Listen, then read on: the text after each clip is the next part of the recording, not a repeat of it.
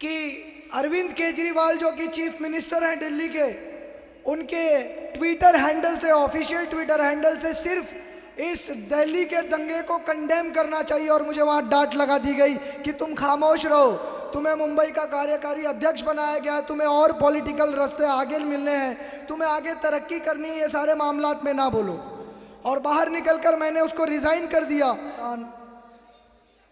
मुस्तफ़ाबाद की जनता, मेरी पर्दा नशीन माओ बहनों, अस्सलाम वालेकुम। बहुत कम टाइम मिला है और उस टाइम में बहुत सारी बातें करनी है मुझे। फटाफट मैं कहकर आपके बीच से रुखसत ले लूँगा, क्योंकि आसिम वक़ार साहब को मैं ख़ुद सुनना चाहता हूँ, तो उन्हें ज़्यादा वक्त मिले।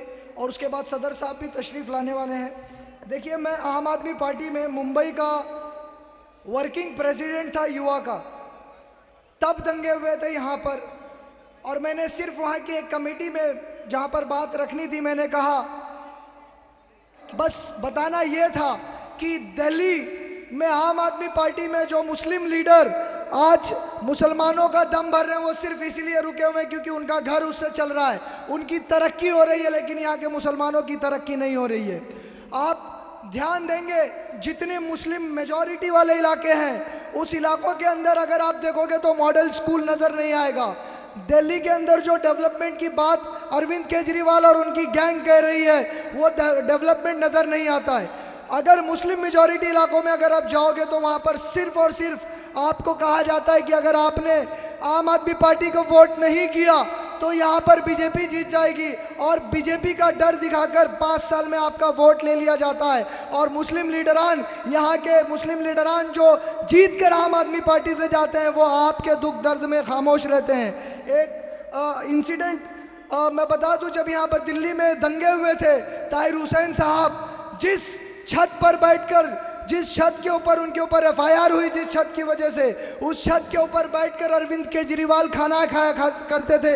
अगर मैं गलत हूं तो मुझे आप करेक्ट कर सकते हैं, लेकिन जब एफआईआर हुई तो अरविंद केजरीवाल की रूह जरा भी नहीं झंझोड़ी गई। अरविंद केजरीवाल को शर्म और हया नहीं आई कि इस छत पर बैठकर मैं खाना खाता हूँ, ये मेरा पार्षद है, इसके लिए मैं खड़ा हो जाऊँ, इसको मैं एडवोकेट दे दूँ। लेकिन इसके बजाय उन्होंने काम ये किया कि हमारे ताहिर हुसैन साहब को उन्होंने पार्टी से निकाल दिया, बर्खास्त कर दिया, और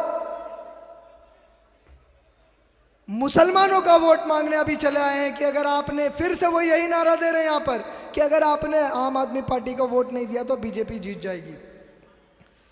देखिए, बहुत कम वक्त है, मैं ज़्यादा कुछ नहीं बोलूँगा, सिर्फ इतना है कि आज आपको मुस्तफ़ाबाद के अंदर और ओखला के अंदर असदुद्दीन ओवैसी और एमआईएम पार्टी क्यों चाहिए, आपको समझना पड़ेगा क्यों चाहिए। क्योंकि जब दिल्ली के अंदर दंगे हुए, शाहीन बाग लगा, नकाब हिजाब के इश्यूज हुए, तब मुसलमानों को लीडरशिप की ज़रूरत थी और मुस्लिम लीडर जो थे वो खामोश थे। एक तरफ मुस्लिम अकेले तरोतन्हा खड़े थे, दूसरी तरफ अगर आप देखोगे तो अथॉरिटी थी, सरकार थी, पुलिस थी, असलाह थे, बंदूक का इस्तेमाल किया गया, फिर भी केस मुसलमानों पर बना। और जब 2 मुस्लिम नौजवान मोहम्मद नासिर और उनके साथी जब कोर्ट में गए कि हमारे साथ अत्याचार हुआ, केस बनवा दीजिए, तब जज ने केस बनाने के लिए ऑर्डर किया, उस जज का ट्रांसफ़र कर दिया गया, लेकिन दिल्ली की विधानसभा खामोश रही। अगर वहाँ पर एमआईएम का एक एमएलए भी होता तो दिल्ली की विधानसभा को हिला कर रख देता, क्योंकि ये मुसलमानों का मसला था।